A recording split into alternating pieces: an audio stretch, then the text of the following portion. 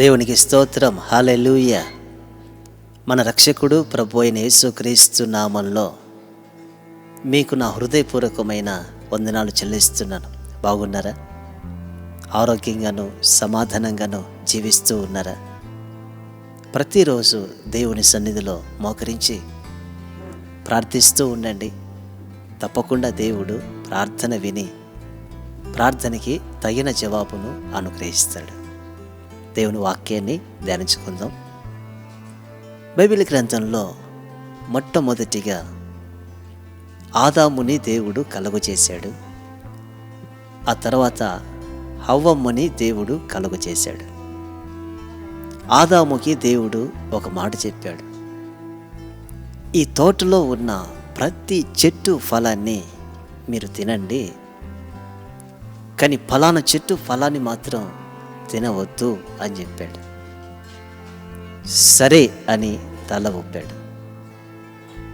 ఒకరోజు హవ్వమ్మ ఒంటరిగా ఉండడం అపవాది గమనించి హవ్వమ్మ దగ్గరికి అపవాది వచ్చి శోధించి, ఇది నిజమా? ఈ పండు తినవద్దన్నాడా? అలా చెప్పుట కారణం ఏమిటో తెలుసా? మీరు తింటే దేవతల్లాగా మారిపోతారని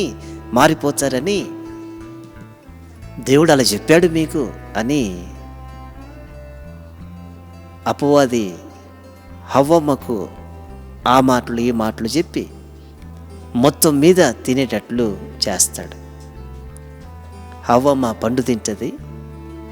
తిన్న తర్వాత ఆదాముకు కూడా ఆ పండుని ఇస్తుంది. ఆదాము తింటాడు. ప్రతిరోజు సాయంత్రం దేవుడు తోటలోనికి వచ్చి ఆదాముతో మాట్లాడేవాడు. ఆ రోజు తోటలోనికి వచ్చి ఆదామా అని దేవుడు పిలిచాడు. అప్పుడు ఆదాము దేవుని స్వరము విని భయపడిపోయి చెట్టు చాటున దాక్కుంటాడు. చెట్టు చాటున దేవుడు అంటాడు, చూడండి, ఆదికాండం 3వ అధ్యాయం, ఆదికాండము 3వ అధ్యాయం 10వ వచనం. అందుకతడు, నేను తోటలో నీ స్వరము వినినప్పుడు దిగంబరునిగా ఉంటిని గనక భయపడి దాగుకొంటిని. అందుకాయన, నీవు దిగంబరివని నీకు తెలిపిన వాడెవడు?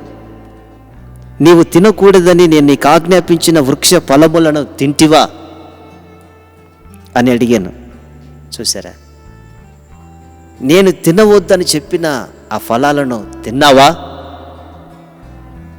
అప్పుడు ఆదాము అంటాడు, 12వ వచనం, అందుకు ఆదాము, నాతో ఉండుటకు నీవు నాకిచ్చిన ఈ స్త్రీయే ఆ వృక్ష ఫలములు కొన్ని నాకు ఇయ్యగా నేను తింటిని. చూడండి, ఆదాము ఏమన్నాడు? దేవుడు అన్నాడు, తిన్నావా అని అడిగాడు. ఆదాము, నీవు నాకు ఇచ్చావే ఈ స్త్రీ, ఆమె నాకు ఇచ్చిందయ్యా, అందుకే నేను తిన్నాను. ఒక్క మాటలో చెప్పాలంటే నువ్విచ్చిన ఆమె నాకు ఇచ్చింది. చూసారా? చేసిన తప్పుని పొరపాటుని ఒప్పుకునే మనసు లేక దానిని సమర్థించుకుంటూ కప్పుకుంటున్నాడు. నాకై నేను తినలేదయ్యా,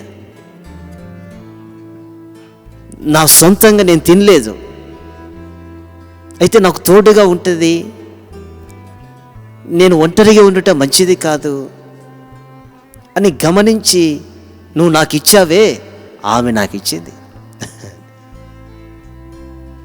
అంటే చెప్పకనే చెబుతున్నాడు, నువ్వు ఇచ్చావు గనక ఇది జరిగిందని. దేవుడు మనకు అన్నీ అడిగి ఇస్తాడండి. మన పిల్లలు ఉన్నారు, పిల్లలకి మనం అన్నీ అడిగి ఇస్తామా? అడగకపోయినా ఇస్తాం కదా. అంటే ఇచ్చాం గనక, మనము అనుభవిస్తున్నాం గనక నిందలు వేయాలా? వేయకూడదు కదా. ఏదైనా దేవుడు మనకిస్తే అది మేలు కోరే ఇస్తాడు, దాన్ని మనం ఎలా సద్వినియోగం చేసుకుంటున్నాం అనేది కదా ప్రాముఖ్యం. సెల్ ఫోన్ ఉంది, సెల్ ఫోను మాట్లాడడానికి ఉపయోగపడుతుంది, సందేశాలు వినేదానికి ఉపయోగపడుతుంది. అంతేకాని దాన్ని మనం దుర్వినియోగం చేసుకొని అపవిత్రమైన వీడియోలు చూసి శరీరాన్ని పాడు చేసుకుంటే ఎలాగా?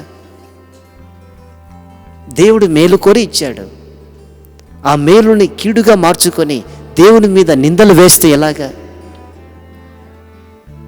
కొంతమంది అన్ని దేవుని మీద వేస్తారు. దేవుడే పెట్టాడు, దేవుడే పెట్టాడు, దేవుడే పెట్టాడు.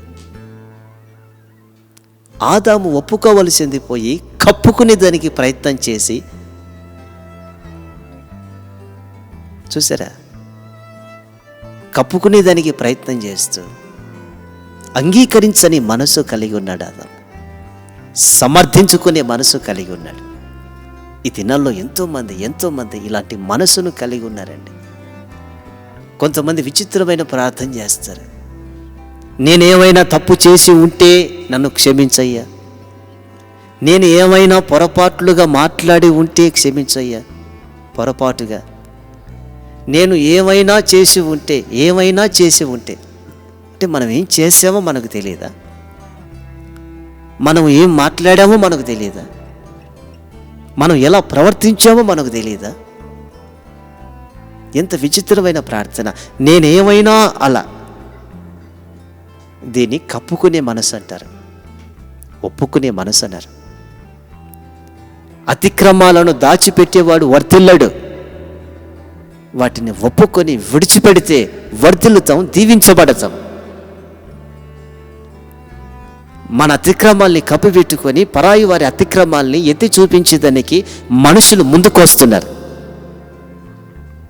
వాడిట్లా, ఈమెట్లా, వాడిట్లా, వీడిట్లా అంటున్నారు. కానీ నేను ఏ విధంగా ఉన్నాను, నా బ్రతుకు ఏమిటి, నా జీవితం ఎలాగుంది, ఒకరిని ప్రశ్నించే ముందు నేను ఆ పాపంలో ఉన్నానా లేదా అనేది ఆలోచించట్లేదు ప్రజలు. అనేకులు కప్పుకుంటున్నారండి. అందుకే కుటుంబాల్లో దీవెనలు కనపడట్లేదు, జీవితంలో ఆశీర్వాదం కనపడట్లేదు.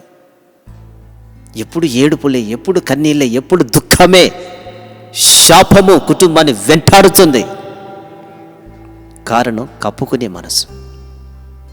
నా ప్రియమైన సహోదరి సహోదరులారా, మనం చేసిన పొరపాట్లే కానివ్వండి, చేసిన తప్పులే కానివ్వండి, చేసిన పాపమే కానివ్వండి, దేవుని సన్నిధిలో ఒప్పుకోవాలండి. చేసిన తప్పుని గమనించి గుర్తించి ఒప్పుకున్నప్పుడు ఆయన క్షమించుటకు సమర్థుడు.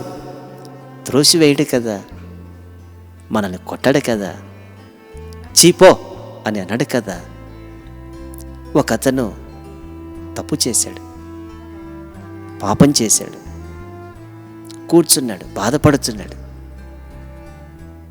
దేవుని దగ్గరికి రావలేకపోతున్నాడు. నా వల్లనే కదా. ఇన్నిసార్లు దేవుడు నన్ను క్షమించాడు, ఇంకా నన్ను క్షమించాడు అని మౌనంగా ఉన్నాడు. ప్రార్థించాలన్న మనసు రావట్లేదు. అయితే దేవుడు అతని మనసును గుర్తించి స్వరమిచ్చి మాట్లాడుతున్నాడు. ఏమిటి నా కుమారుడా, నా సన్నిధిలో ఎందుకు మోకరించట్లేదు?